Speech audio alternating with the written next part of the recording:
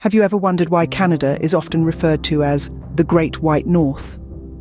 Well, let's unravel this mystery together. This nickname stems from Canada's geographical position on the globe. Situated in the upper part of North America, Canada is closer to the North Pole than any other country, except for Russia.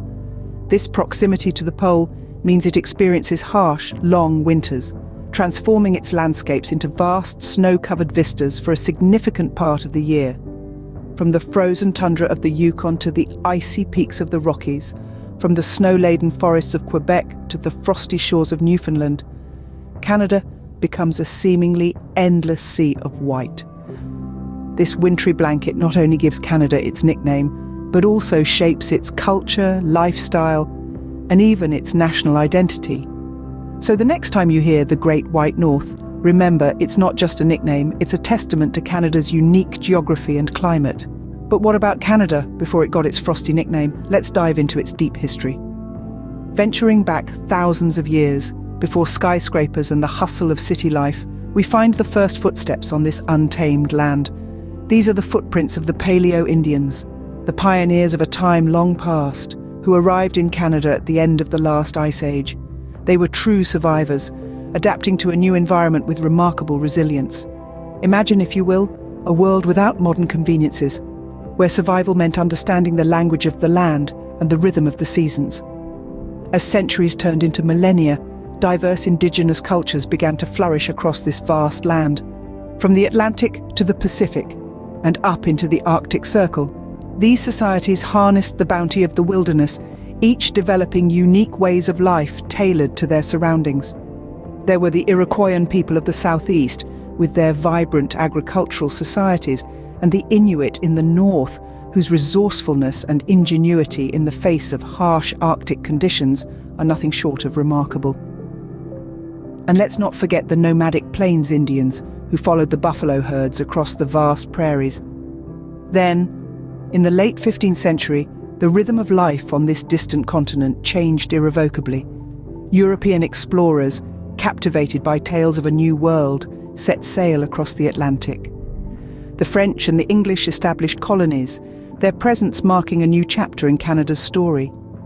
The intermingling of Indigenous and European cultures created a dynamic and often challenging tapestry of relationships, shaping the history of Canada in profound ways.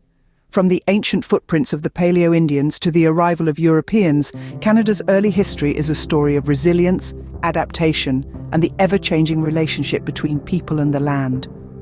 It's a narrative that's etched into the forests, the mountains, the rivers, and the vast prairies.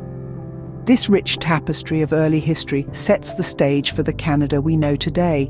From a land of diverse Indigenous cultures and European explorers, how did Canada emerge as a nation? Let's delve into the birth of this great country, a story that is as rich and diverse as its landscape. The formation of Canada is a tale of resilience and unity, starting with the Indigenous peoples who thrived on this land for thousands of years. Their rich history and traditions laid the foundation of the cultural mosaic that Canada is today. Then came the European explorers, the British and French in the 16th century, each leaving their distinct imprint on the forming nation. The French settled in what is now Quebec, creating a unique cultural enclave within Canada that still thrives today. The British, on the other hand, established colonies along the eastern seaboard, setting the stage for a tug-of-war between the two European powers. This tug-of-war climaxed in the late 18th century with the Treaty of Paris, which saw France cede most of its North American territories to Britain. This event significantly shaped the cultural and political landscape of Canada, leading to the establishment of English and French as the country's official languages. Then came the Confederation in the mid-19th century, a pivotal moment in Canada's history. This was when the provinces of Ontario, Quebec, New Brunswick, and Nova Scotia united to form a single dominion within the British Empire, officially marking the birth of Canada as a nation. However, the journey didn't end there. The next century and a half was marked by significant events and changes that continued to shape Canada. The expansion westward, the inclusion of remaining provinces and territories, the struggle for women's suffrage, the two world wars, and the journey towards complete independence from Britain are all part of this ongoing narrative. What we see today is a culmination of these historical moments, a nation that has grown and evolved, continuously learning from its past and striving towards a better future.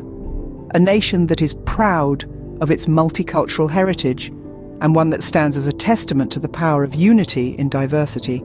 And thus, from a land of many cultures and histories, the nation of Canada was born. So, what has become of Canada since its birth as a nation? Well, let's take a moment to explore the modern face of this vibrant country. Canada today is a tapestry of cultures, a vibrant mosaic where every piece adds to the richness of the whole. It's a multicultural society, welcoming people from every corner of the globe, each bringing their unique traditions, languages, and cuisine. But Canada's influence extends far beyond its borders. The country has stepped onto the world stage as a leader in various fields, from pioneering medical advancements to innovative technology, from championing human rights to advocating for environmental conservation. Canada's contributions are felt globally.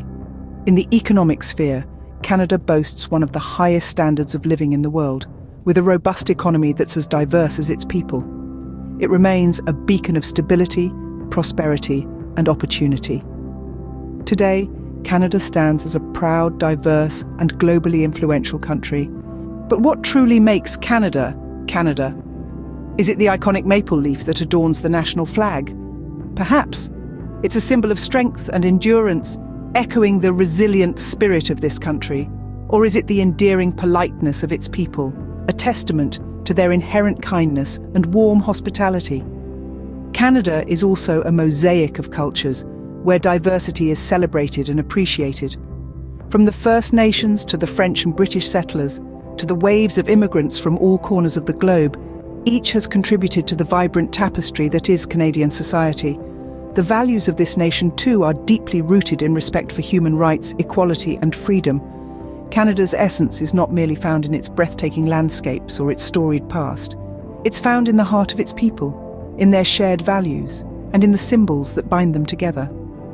In essence, Canada is more than its geography or its history. It's a vibrant blend of cultures, values and people.